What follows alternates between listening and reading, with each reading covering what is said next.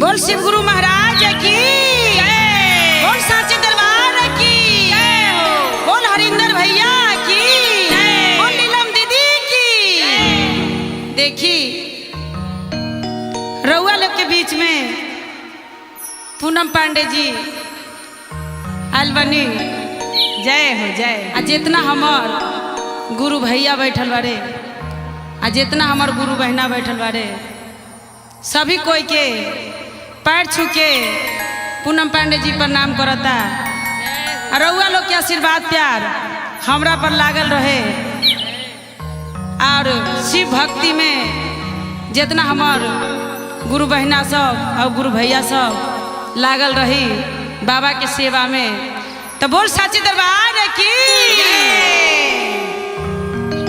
देखी सावन के महीना रहे, हमर लइका आयल रहे हरिद्वार से और 10 दिन ना बीतल और गल शोरूम में काम करे खातिर, गाड़ी के शोरूम में मालिक बोलक जाओ गोलू गाड़ी धो के ले आओ, जो आज ये गाड़ी बिकना है। हमारे लड़का गाड़ी उठा के और गए धोने के लिए, सर्विस करने के लिए। वहीं पर एक बिजली घर बहुत बाराही था, वो तार टूट के हमारे लड़का के हाथ में चिपक गया और हमारा लड़का तो उसी में सटा तो सटा ही रह गया।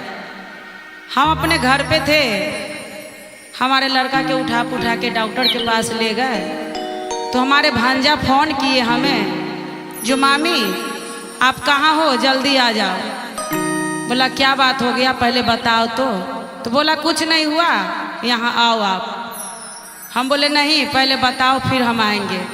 तो बोला आ जाओ, से गोलू के थोड़ा चोट उट लग गया, आ जाइए आप। जब हम यहाँ पे आए उतना दूर से आटा मार्केट से, तो यहाँ हमारा लड़का बिल्कुल बेहोश था, होश था ही नहीं। और बिजली विभाग के 2 लड़का आया, वो चढ़ के तार जोड़ने के लिए गए, दोनों उसी में चिपक गया, चिपक के उसी में ख़त्म हो गया और हमारे भी लड़का के कोई बचने का उम्मीद ही नहीं था। हम दौड़ल फिर ऑटो बुक किए, लेके गए कैलाश में।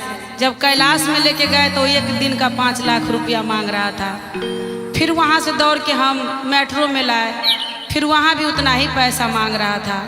फिर सुरभि में लेके गए, वहाँ भी मांग रहा था पैसा। मेरे पास पैसा वैसा था नहीं, कुल टोटल मेरे पास 1 ही लाख रुपया था।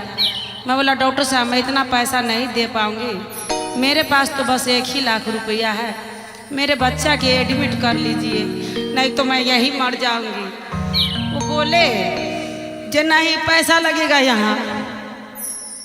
मैं बोला डॉक्टर साहब मेरे पास पैसा वैसा नहीं है। फिर वो 30 में रेफर किए मेरे बच्चा को।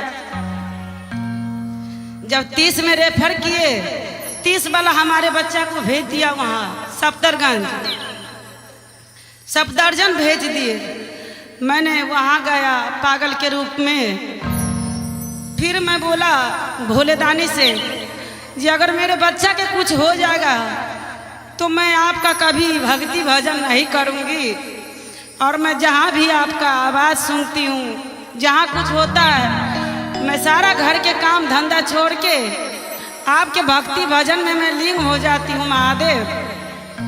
चाहे तो मेरे बच्चा के बचाओ, और नहीं तो मैं यहाँ से जाने के बाद तुम्हारा जितना मैं घर में रखी हूँ फोटो वोटो, मैं सब ले जाके कूड़ादान में फेंक दूंगी। दुनिया हमें तो ताना मार मार के मार देंगे, जो इतना भक्ति भजन में रहती है और फिर भी इसका लड़का ख़त्म हो गया, तो क्या फ़ायदा आपको हमको भक्ति भजन करने से। और हमारे साथ में हमारी बूढ़ी माता थी और कोई भी नहीं थी, बस यही थी।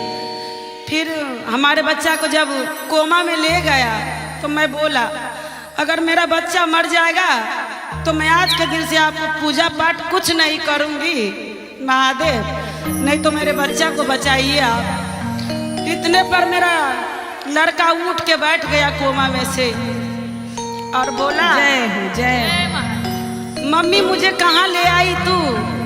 मैं अपने बच्चा से बोला बाबू तू तो कोमा में है, तुझे तो इतना भारी करेंट लगा तू तो आज बचता ही नहीं। बोला चल चल यहाँ से, मुझे कुछ नहीं हो रहा है, मैं बिल्कुल ठीक हूँ। फिर वो उसमें से कोमा में से निकल के बाहर आया। मैं बोला बाबू थोड़ा रिपोर्ट उपोर्ट लेने दे फिर चलूँगी। बोला नहीं नहीं मैं बिल्कुल ठीक हूँ, रिपोर्ट लेने का कोई ज़रूरत नहीं है, से चल ऐसे चल। मैं बोला से थोड़ा रुक जा, डॉक्टर से तो मिल लेने दे, नहीं तो कहेगा भाग गया। डॉक्टर के पास गया, बोला अभी आप तक आपका लड़का कोमा में था और इतना जल्दी कैसे ठीक हो गया मैडम। मैं बोला ये तो महादेव का कृपा है डॉक्टर साहब, हम तो कुछ नहीं जानते हैं। रिपोर्ट आर लिए 12-1 बज गया रात। फिर मैं बोला बाबू रे ऑटो कर लेती हूँ, ऑटो से चल रही हूँ। नहीं, बोला नहीं मम्मी, ऑटो वाले बहुत पैसा ले लेंगे, 500-600 रुपया ले लेंगे, ऐसे चल मेट्रो से।